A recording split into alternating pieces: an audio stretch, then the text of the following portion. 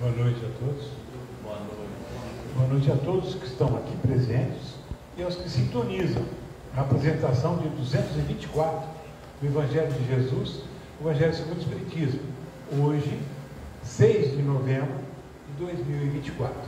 Tá? As guerras são o círculo vicioso que aniquilam a paz e a ternura humanas. Guerras são manifestações da estupidez humana. Uma pena que exista gente com vontade de promover guerra. Agora, se quem promove a guerra fosse para a guerra, não teria, que são covardes que ficam lá atrás. Né? A vida é assim. O livro e a pintura mediúnica foram sorteados aos presentes aqui na Casa do Caminho. Bom, um anúncio importante, gente. Dia 9 de novembro, no próximo sábado, dando andamento ao Movimento Espírita Tambaú, teremos a palestra Lar, o Laboratório Bendito, ministrada por Luiz Góes Luz, e será no Pai da Humanidade, na rua Goiás, 510, às 19h30. O Evangelho de hoje é o capítulo 1, o item 3, Cristo. Estejam atentos para as importantes informações. Tá? Bom, o livro de hoje é o Vida Plena, de Divaldo Pereira Franco e Joana de Anjos. Tem 203 páginas e 30 capítulos. Nós vamos ler o capítulo 4. O que queres que eu faça?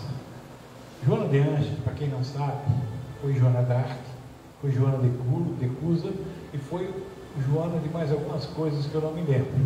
Mas com certeza é um espírito de uma luz fantástica e maravilhosa que nos encanta pelo que nos escreve, as informações que nos traz. A indagação do capítulo 4, né, do Vida Plena, o que queres que eu faça?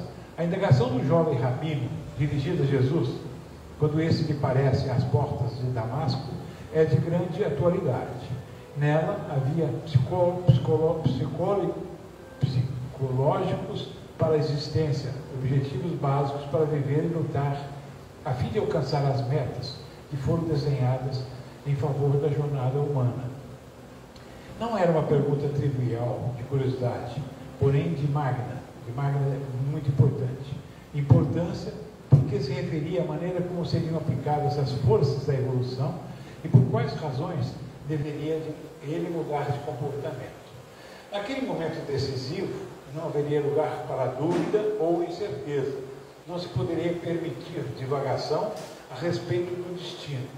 Era um momento de definição de rumos, de coragem e, para tanto, necessitava saber o que fazer para poder entregar-se totalmente.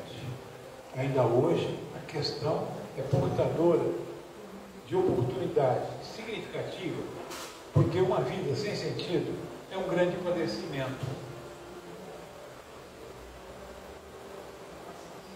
Deve-se saber sempre o que está fazendo e por quê, de modo a encontrar na realização o estímulo e encorajamento para prosseguir. Mediante o interesse pessoal em torno daquilo que se está realizando, definem-se valores que caracterizam o comportamento de cada qual. Ninguém pode avançar no rumo existencial com segurança e paz, caso não possua um idealismo, algo que o impulsione ao avanço. Dentre os incontáveis males da cultura odierna com H, é uma expressão que significa atual, moderno dos dias de hoje. Pode-se assinalar a ausência de sentido, de significado, para bem viver-se. Tudo parece demasiado complexo, ou notoriamente simples, e desinteressante de se haver empreendido sem uma luta que proporcione o prazer de alcançar a vitória. No passado próximo, as castrações e frustrações psicológicas lançavam os indivíduos dos transtornos neuróticos que desgastavam. Descartar significa açoitar, fustigar, golpear com vergasta, chicotear, chibatar a sociedade. Tudo era proibido de fazer-se por impositivos mesquinhos de conceitos sociais, morais e religiosos, realizando o ser humano a mísero escravo de necessidades doentias. Com o advento das doutrinas psicológicas, especialmente da psicanálise, encontraram-se as raízes dos conflitos humanos, nas condutas escusas a que se viam empurrados pela libido.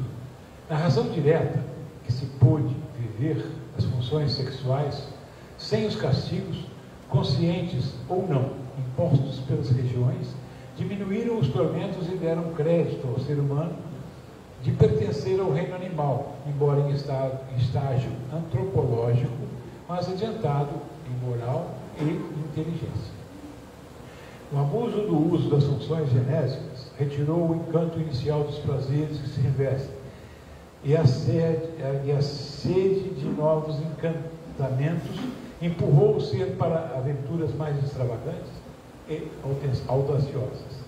Concomitantemente, os resíduos dos preconceitos em forma de tradições começaram a ser combatidos, e a liberação total dos costumes estabeleceu uma nova ordem de desvios neuróticos que martirizavam os seres humanos.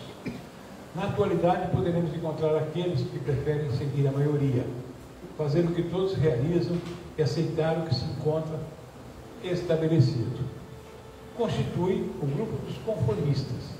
Outros, no entanto, reagem e propõem comportamentos extravagantes, especiais, formando o grupo dos ditadores ou reacionários. Por fim, encontramos a maioria constituída pelos que não possuem sentido para viver, que estão saturados de coisas e prazeres que denominamos os vazios existenciais.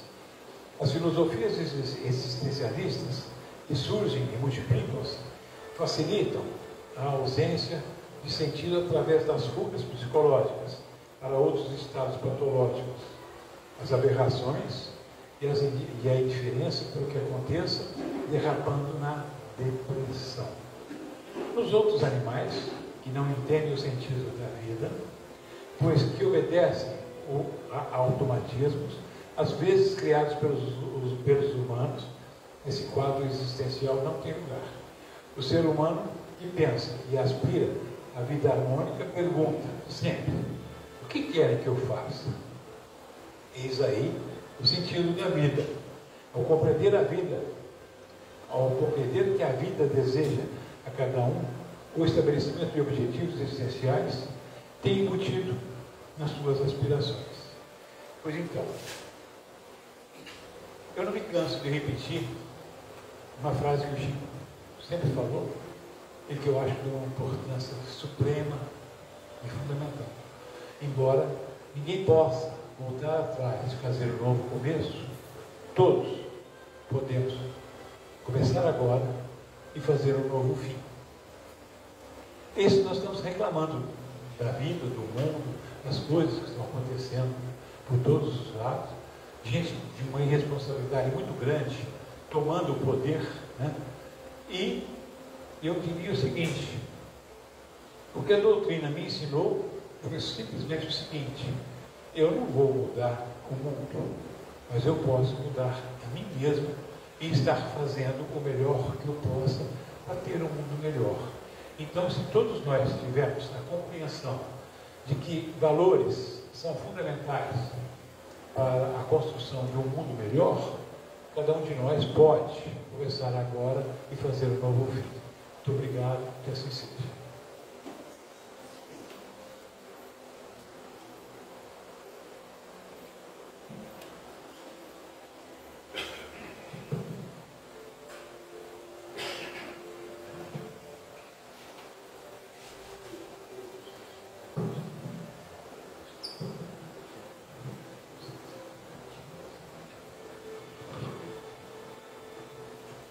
Boa noite a todos. Seja você a mudança que quer ver no mundo. Mahatma Gandhi.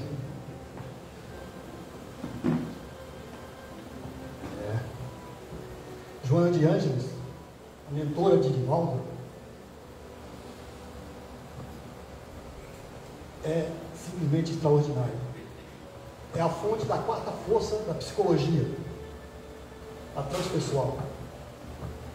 Começamos com Freud, depois veio Jung, Skinner, Stanislav Grof, Abraham Maslow e tantos outros, trazendo as outras três.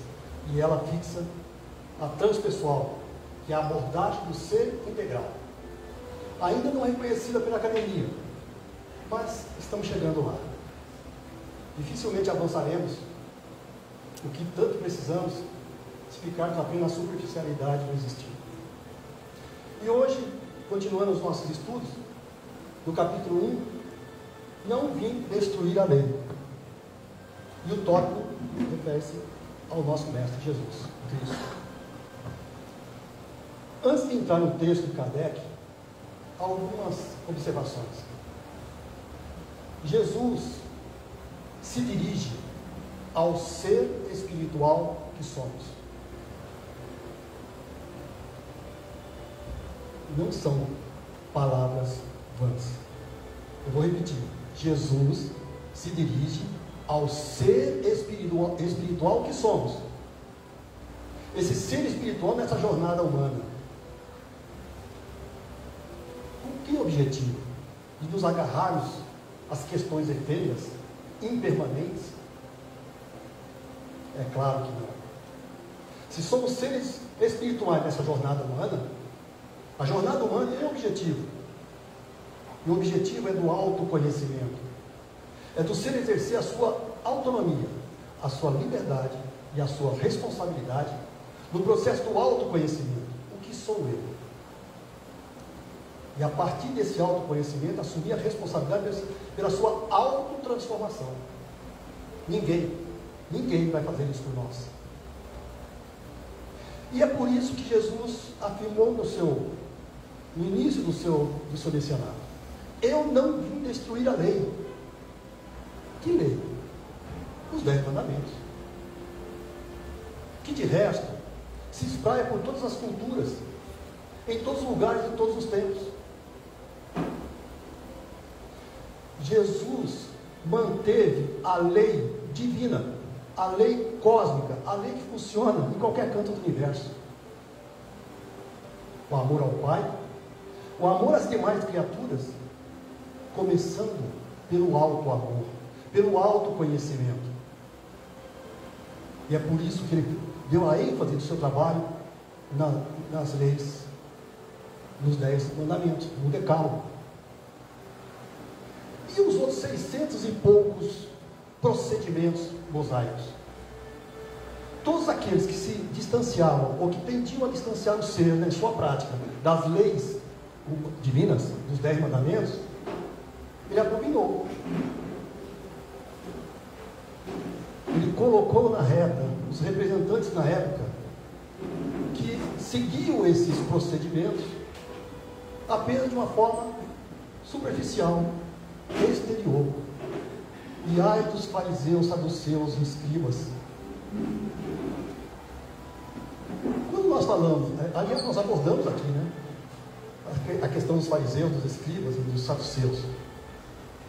E é interessante que quando nós discorremos sobre esses nomes, automaticamente nós buscamos o tempo e o lugar. Parece que eles estão desfilando à nossa frente, assim, ou nós desfilando, né, vai saber? Eles desfilando, ou nós desfilando. Eles quem? Os fariseus, escribas, saduceus. E o que Jesus criticava nessas criaturas? A prática daqueles 600 e tantos procedimentos mosaicos. A superficialidade. A exterioridade do ser. E não a sua forma de pensar, de agir, de se comportar, aderente aos 10 mandamentos. Sepulcros caiados por fora, mas por dentro a podridão, lembra-se disso? E nós começamos isso faz pensar, né? Como nós localizamos mentalmente, no tempo e no espaço, essa ação de Jesus, ficamos a pensar, puxa vida, o quanto de nós ainda há de resquícios de fariseus, de escribas e saduceus? O quanto em nós ainda permanece um comodismo a infantilidade, a irresponsabilidade de viver apenas na superficialidade do existir. Os fariseus, escribas e saduceus, de todos os tempos, de todos os lugares,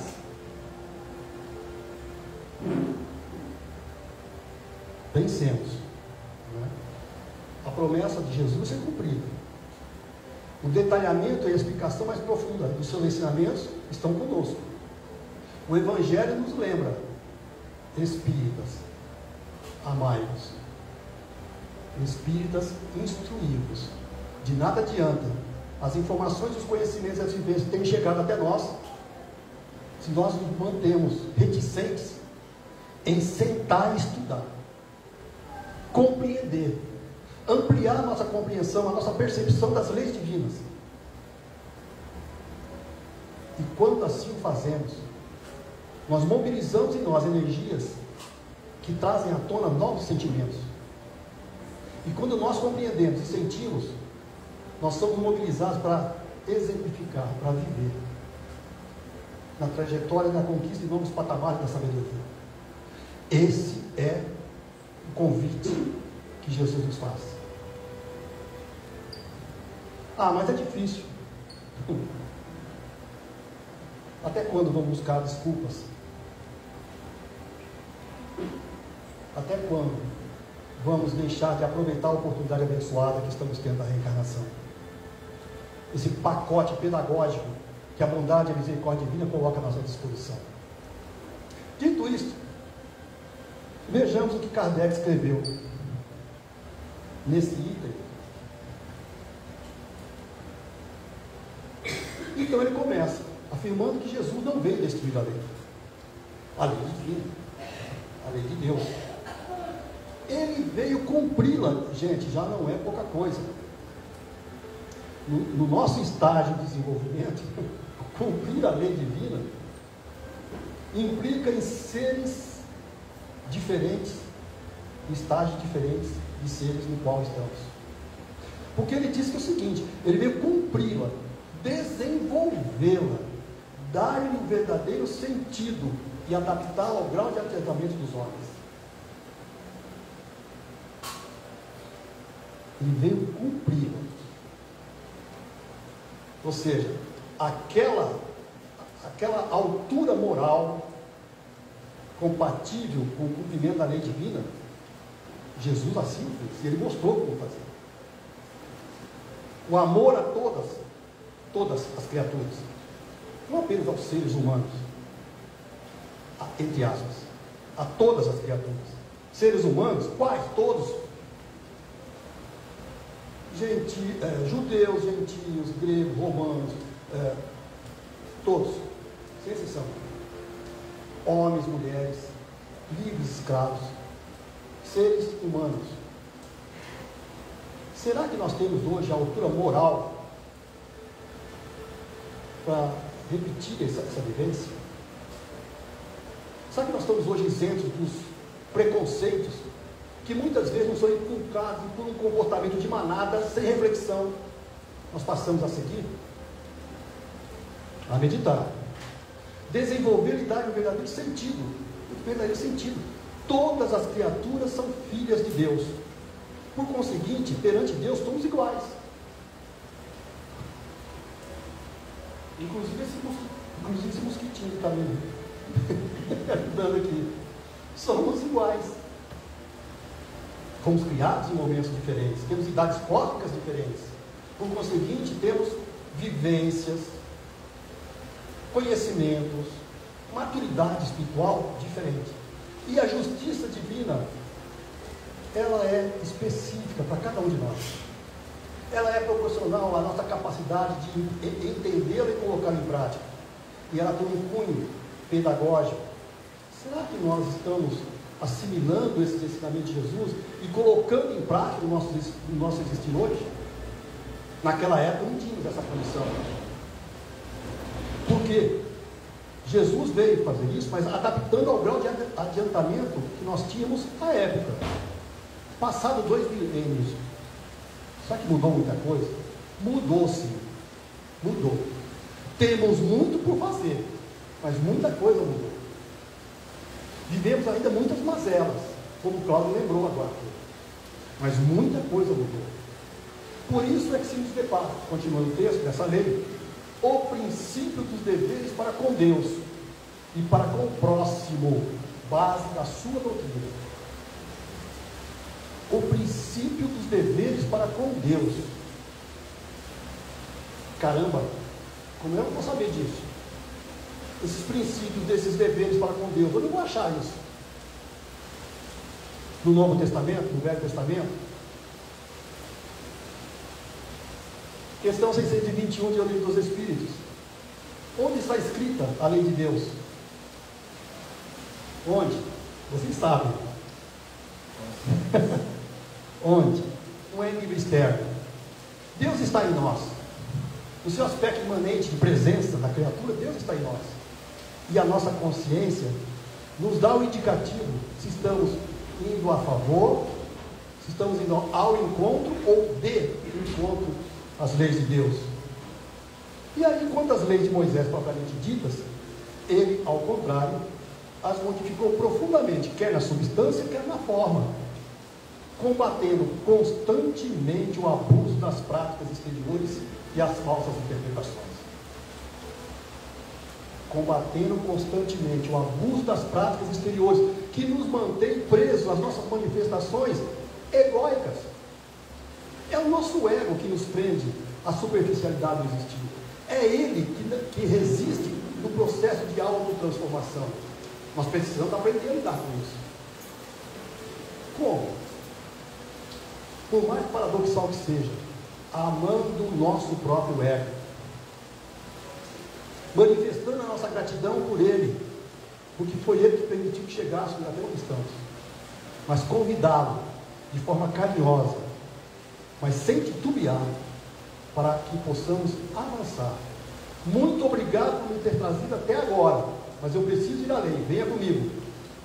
Esse venha comigo é uma substituição gradual dos valores do ego pela conquista dos valores do espírito.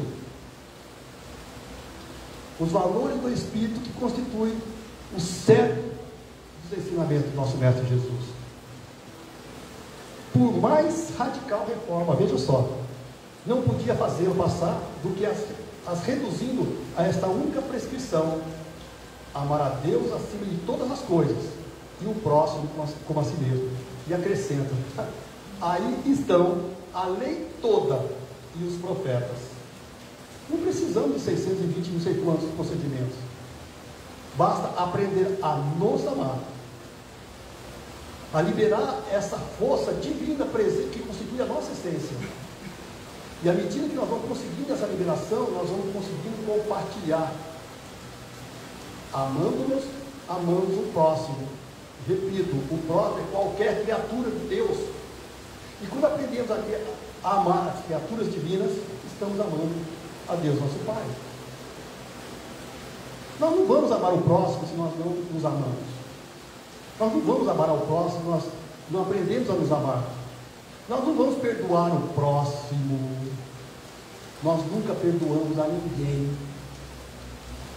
O que nós conseguimos fazer é o processo do auto-perdão. Quando eu digo a alguém, eu te perdoo, na realidade eu estou fazendo o quê?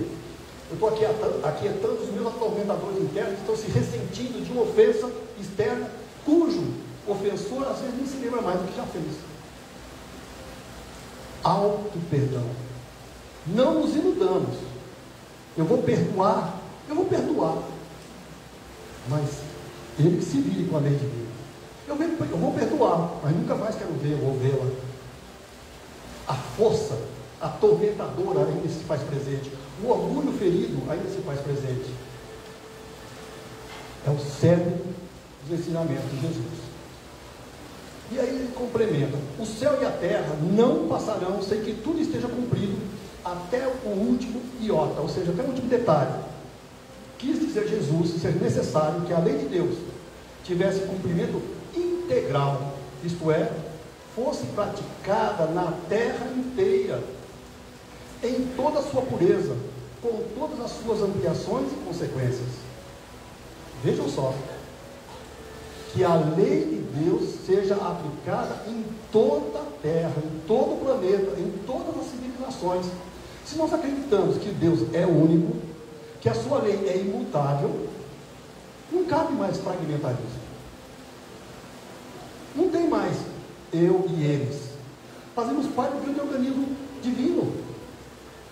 Essa lei, com pequenas variantes, ela está presente em todas as linhas espiritualistas humanas.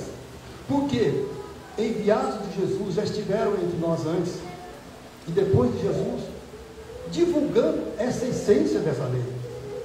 Efetivamente, de que serviria haver sido promulgada aquela lei, se ela devesse constituir privilégio de alguns homens, ou ao menos de um único povo? Sendo filhos de Deus, todos os homens, todos, sem distinção alguma, são objeto da mesma solicitude. É a lógica. É a lógica. Quando nós pensamos isso, Kardec não fala da fé raciocinada, isso é lógico. Se Deus é único, se todo o universo, os multiversos físicos e espirituais, constituem obra divina e constituem esse grande organismo divino, não há que se falar em partes, não é isso? O papel de Jesus não foi de um simples legislador moralista, tendo por exclusiva autoridade a sua palavra. Cabia lhe dar em cumprimento as profecias que lhe anunciaram o advento. Isso aqui é outra informação extremamente importante que Kardec nos traz. Quando observamos a trajetória da evolução humana, nós observamos que essa trajetória, ela vem sendo seguida e anotada em pontos específicos dela, trajetória, por enviados do plano espiritual superior. Em todas as épocas, em todas as civilizações, repito, enviados por mestres estiveram conosco, trazendo o cerne dessa lei divina, em todas as épocas e em todas as civilizações. Se estamos trazendo Moisés e Cristo, é porque a nossa civilização ocidental é típica judaico-romana ocidental, cristã. Mas também os orientais receberam. Também eles receberam. A autoridade divina, natureza excepcional do seu Espírito, de Jesus, da sua missão divina. Ele viera ensinar aos homens que a verdadeira vida não é a que transcorre na terra, e sim a que é vivida no reino dos céus. E aqui importa que nós não alimentemos a dicotomia espírito-matéria. Alguns acreditaram que isso significa renúncia absoluta. Não faz sentido. Nós estamos aqui para aprender. E o processo de aprendizado é do autoaprendizado, lembre-se disso. Mas só que nós não existimos no vácuo. Esse aprendizado é feito na vida de relações. Cada um de nós é mestre e aprendiz do outro. Cada um de nós tem o que ensinar e aprender ao outro. Em todas as dimensões do conhecimento humano, da vivência humana. Vieram ensinar-lhes o caminho que a esse reino conduz. Eu sou o caminho, a verdade e a vida. Eu sou o caminho, a verdade e a vida. Ou seja, caso do caminho. Eu sou o caminho, a verdade e a vida. Ou seja, os seus ensinamentos, a sua exemplificação é o que nós devemos seguir. E quando ele fala a verdade, é porque essa verdade é a verdade do ser espiritual. E a vida é a vida do espírito, que é imortal, diferente da existência do homem, que é finito. E aí como buscar, como unir esses significados? Não há outro senão este de que esta existência humana, essa jornada humana do ser imortal, está dentro do processo de aprendizado da emersão da essência de cada um de nós. É isso que estamos fazendo aqui. Não é para desperdiçar o nosso tempo com, não vou dar exemplos, com superficialidades. Mas em cada momento do nosso trabalho, do nosso lazer, do nosso repouso, fazê-lo aderente aos desejos do Espírito. E não mantendo-nos vinculados às impermanências da matéria.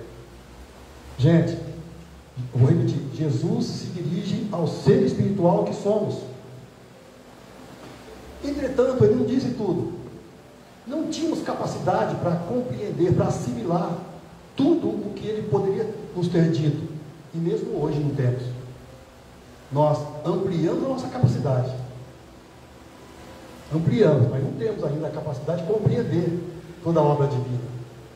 Lembre-se, se me amais, guardai os meus mandamentos, e eu enviarei o Consolador, que vos ensinará tudo e ficará eternamente convosco. Que Consolador é esse que ficará eternamente conosco? Conhecimento. Agora, para isso, Roma teve que se defrontar com as consequências do seu assassinato, não só do Cristo, mas de todos os discípulos.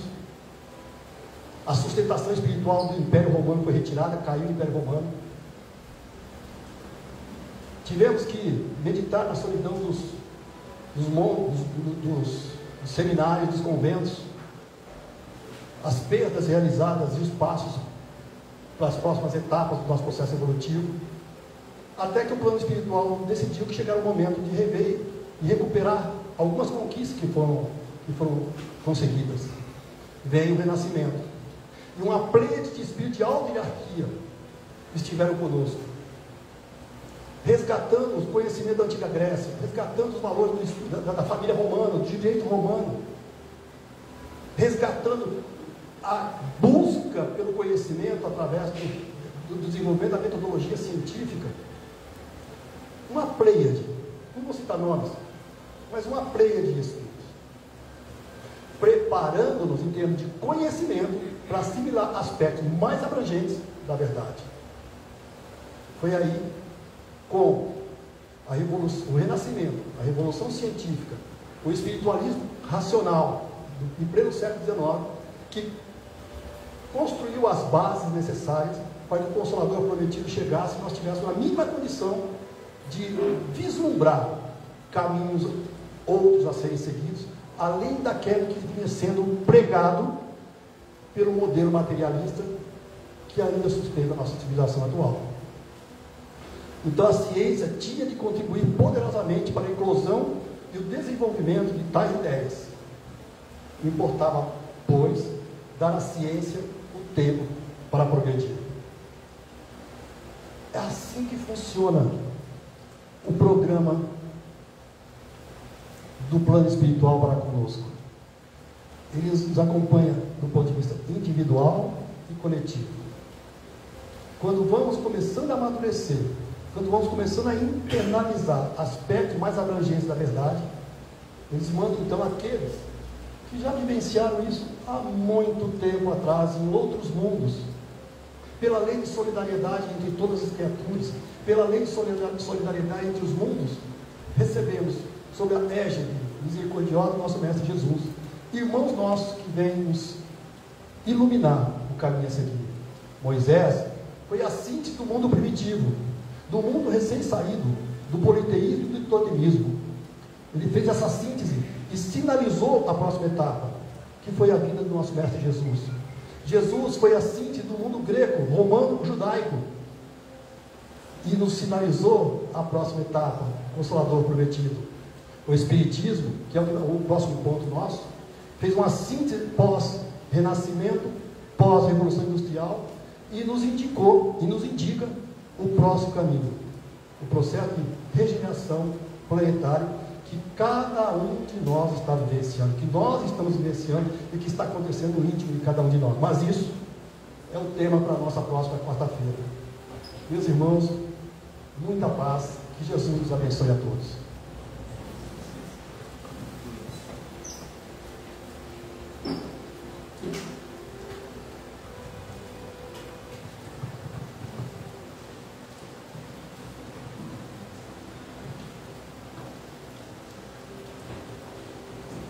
Vamos então às nossas vibrações da noite, lembrando sempre que vibrar é diferente de orar. Quando oramos, nós pedimos, nós louvamos, nós agradecemos. Quando vibramos, nós doamos o melhor dos nossos pensamentos e dos nossos sentimentos. Em tranquila serenidade, confiantes no divino amigo Jesus, abramos o nosso coração em vibrações de paz, de amor e de esperança. Vibremos pela paz no mundo. Vibremos pela eliminação das guerras em todos os cantos da terra. Vibremos por todos os líderes políticos, empresariais, religiosos, para que seus corações se reacendam às esperanças por dias melhores. Vibremos pela eliminação das barreiras existentes entre os povos. Vibremos pela implantação do Evangelho em todos os lares da terra.